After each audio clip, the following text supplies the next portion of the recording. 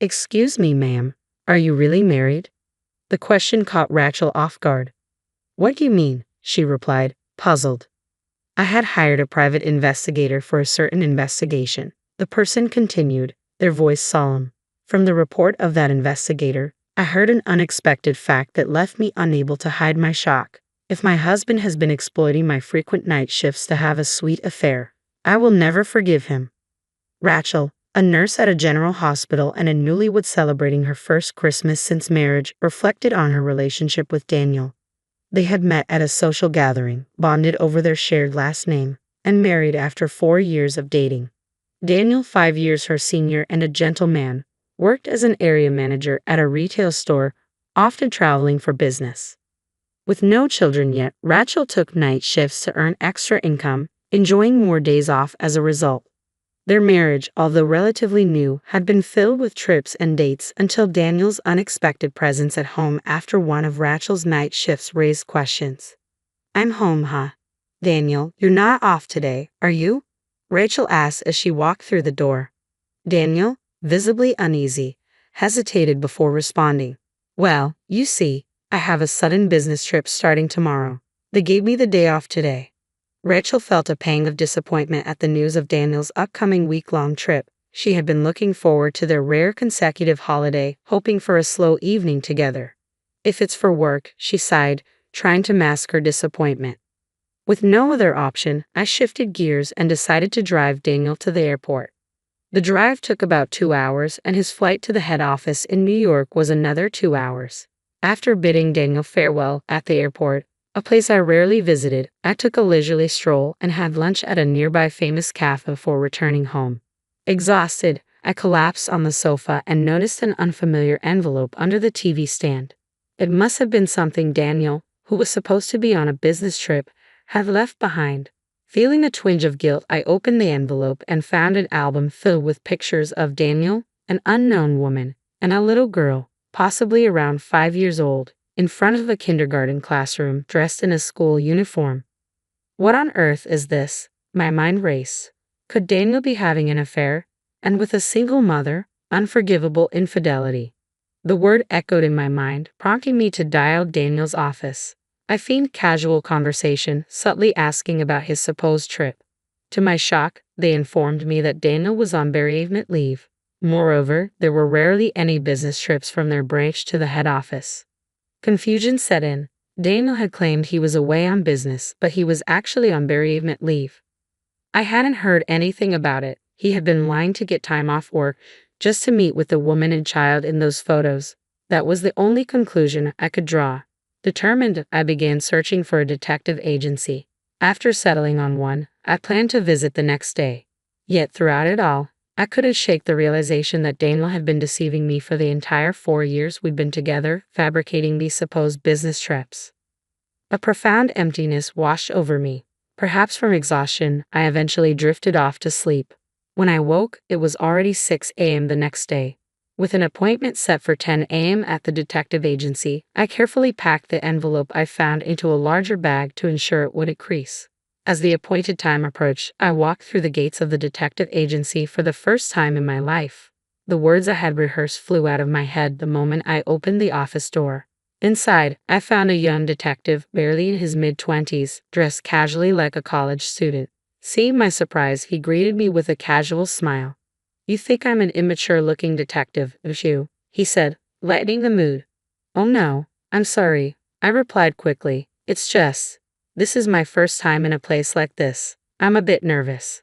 He chuckled softly and gestured for me to sit on the sofa, ready to hear my story after a brief exchange.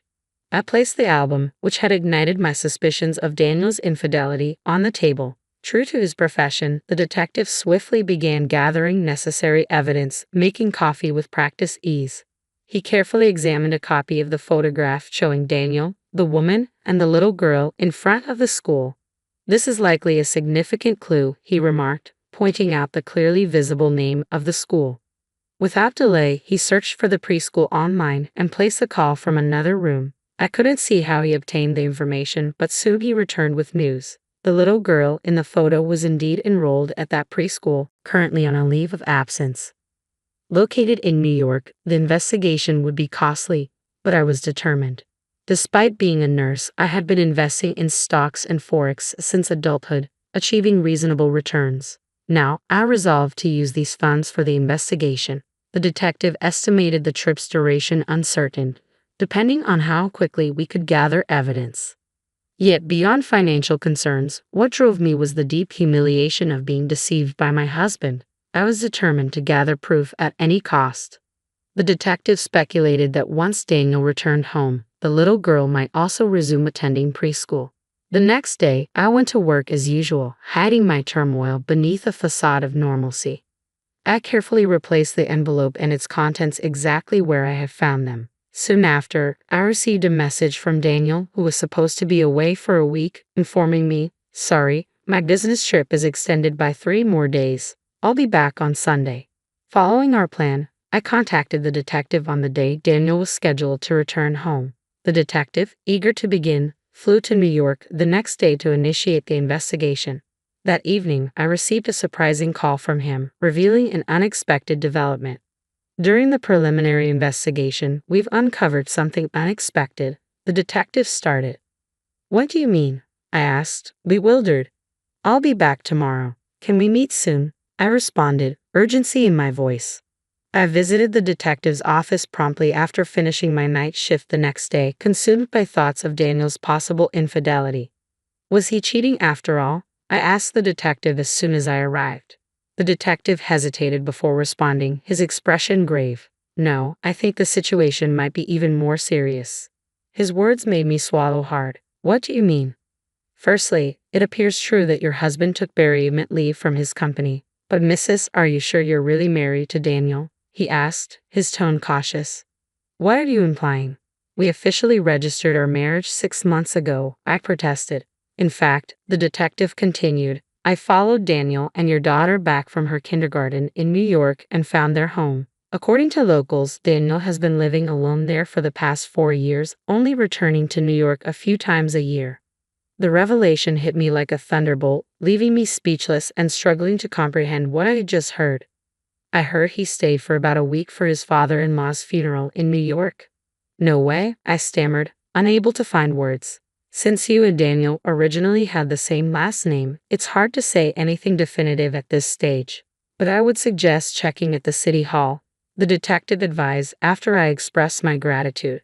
Following his advice, I went straight to City Hall. There, I requested a copy of the residency certificate for my entire household.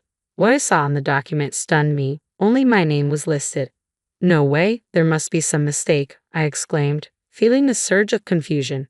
I appealed to the female City Hall staff member assisting me. She looked distressed as she replied, "Even if you say so, we couldn't find any record of your marriage." Desperate and near tears, I pleaded, "Please check again. My husband's name is Daniel." Despite my pleas, the staff member apologized repeatedly, her remorse genuine. Amidst my overwhelming confusion, I recalled the day we registered our marriage. It was a work day for me, but Daniel insisted it had to be done on that particular auspicious day. I had gone alone to the city hall to submit our marriage registration. Never did I imagine it hadn't been processed. Allowing tears to flow freely, my emotions gradually settled. I apologized and bowed my head before leaving City Hall. On my way home from my night shift, all I could think about was how exhausting everything had become. Drained, I fell asleep on the sofa, contemplating my next steps.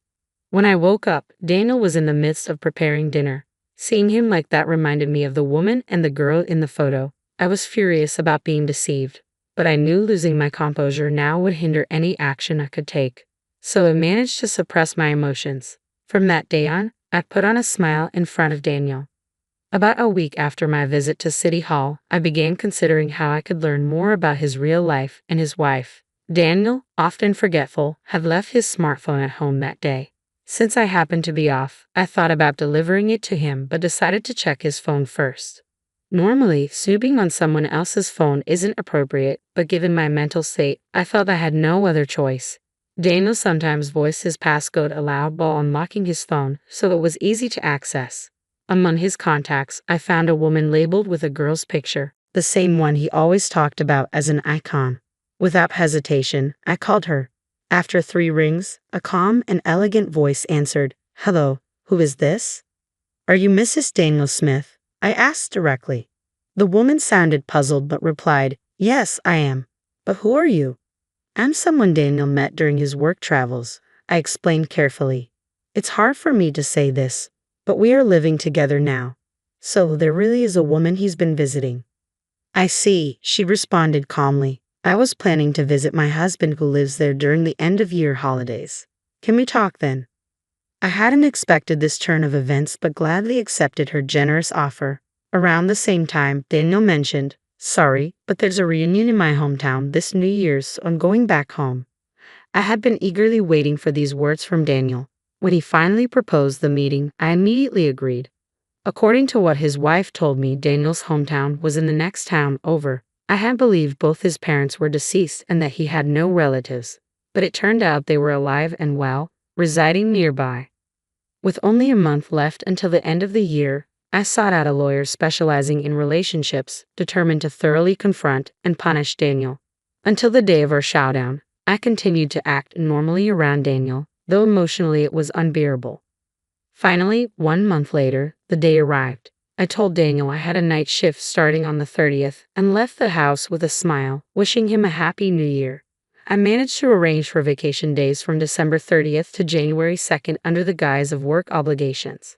On the 30th, I stayed at a business hotel, and on the morning of the 31st, I met with Daniel's wife at our designated meeting place.